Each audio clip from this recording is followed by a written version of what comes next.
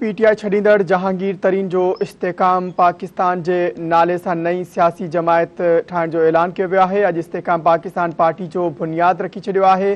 जहांगीर तरीन जो चवणु आहे त सियासत में अचण जो मक़सदु मुल्की तरक़ी में हिसो विझणु आहे।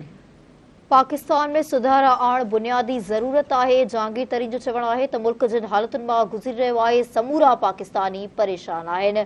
अलीम ख़ान जो चवणु आहे त असां सभिनी गॾियल तौरु मुशावरत करे अलॻि पार्टी जो फ़ैसिलो कयो आहे।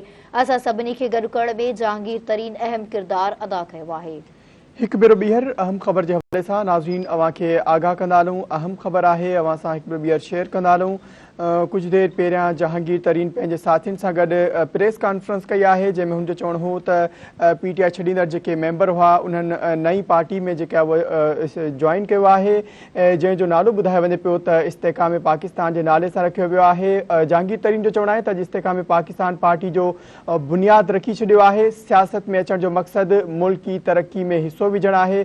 वधीक चवणु हो त पाकिस्तान में सुधारा आणणु बुनियादी ज़रूरत आहे।